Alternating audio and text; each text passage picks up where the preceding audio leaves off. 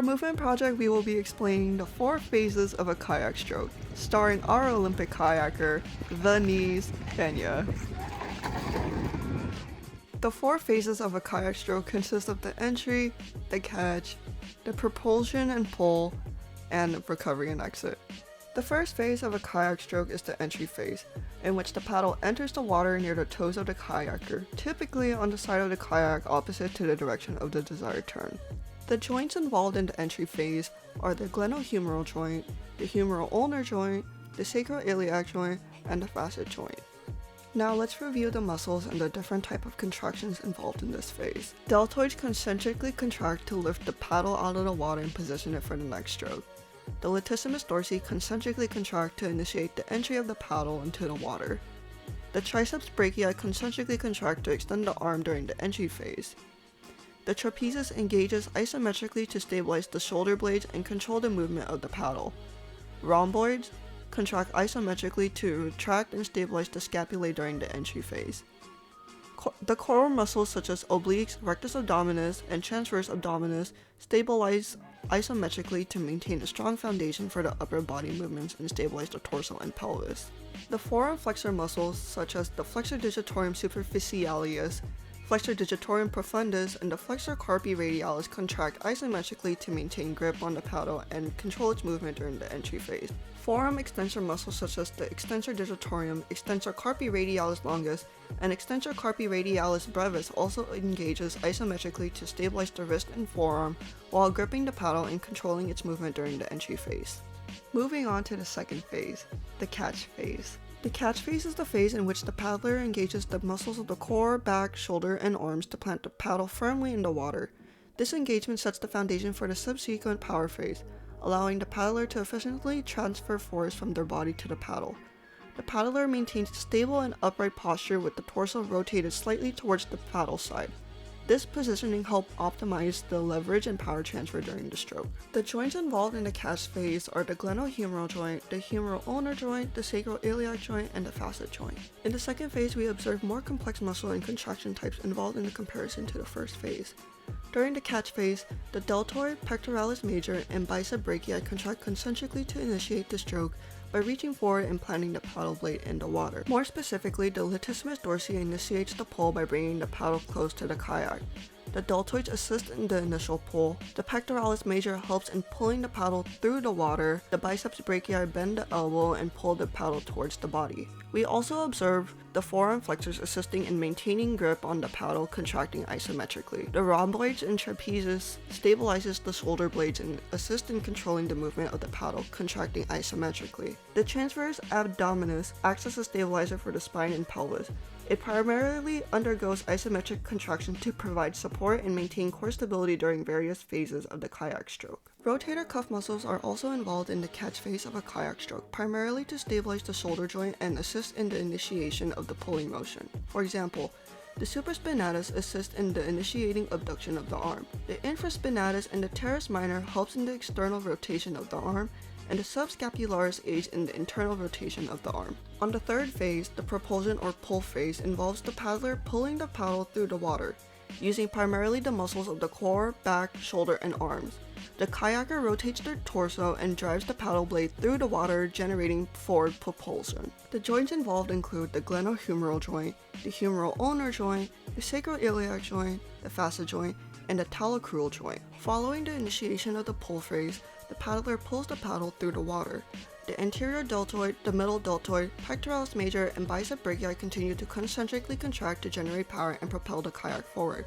The rectus abdominis, otherwise known as the abs, also concentrically contract, aiding in trunk flexion and stabilization to transfer power from the upper body to the kayak paddle. At the same time, the posterior deltoid and triceps brachii eccentrically contract in order to control the movement of the arm while it extends backwards. The obliques, both external and internal, are responsible for the rotation of the trunk and lateral flexion, eccentrically contracting while the trunk/torso is twisting so the kayaker is able to maintain balance and paddle effectively. As for the rotator cuff muscles and the wrist stabilizers, they maintain isometric contraction for the stability in the joints of the wrist and shoulders, which ensures that there is an efficient transfer of force from the paddle to the water.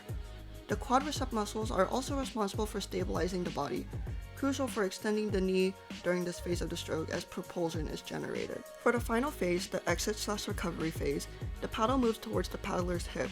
The stroke ends when the paddle blade is lifted out of the water, smoothly minimizing resistance as it is set up for the beginning of the next stroke.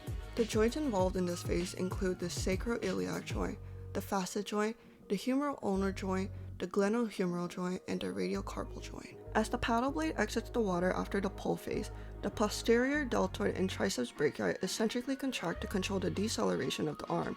Recovery will then begin with the rotator cuff muscle and wrist stabilizers, continuing to maintain isometric contraction to stabilize the shoulder joints and wrist joints as the arm return to their starting position for the entry phase. When the paddle is pulled back, the hamstrings located at the back of the thigh work together with the quadriceps to flex and extend the knee joint. In the end, many of the muscles involved in these phases overall relax. During relaxation, many of the muscles involved in the stroke relax during the recovery phase in order to prepare for the next stroke cycle. Now that we got all the phases out of the way, let's see it in action.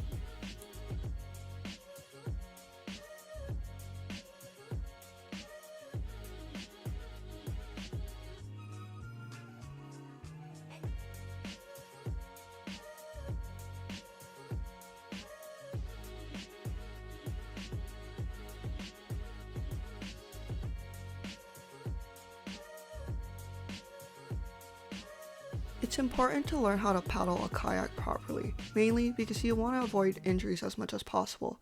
But you may be thinking, injuries? While kayaking? Let's look at a study titled Injuries in Sprint Canoeists and Kayakers, Etiology, Mechanisms of Injury, Treatment Options, and Practical Applications. Here it shows that kayakers are prone to musculoskeletal injuries, particularly to the shoulder, thoracic, and scapular regions. What we can take away in this study is that kayakers are prone to experiencing injuries to the upper body regions, most commonly the shoulder regions, resulting in reduced internal range of motion. Everyone is susceptible to injuries no matter how long you've been kayaking, including professionals. So how long have you been kayaking for? I've been training for a year. Don't get hurt, sweetie.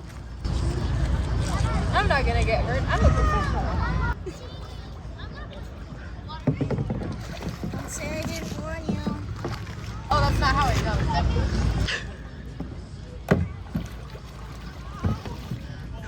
Oh dear.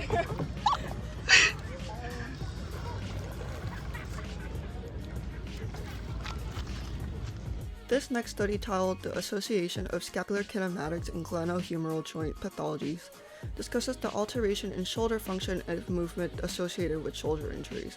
What we can take away from this study is that activities involving the frequent/overuse of the arms/shoulders can cause compression, entrapment, and mechanical irritation of the rotator cuff structures, leading to rotator cuff tear, making it difficult to move the arms and a loss in motion. Everyone is susceptible to injuries no matter how long you've been kayaking, including professionals. I've been training for a year.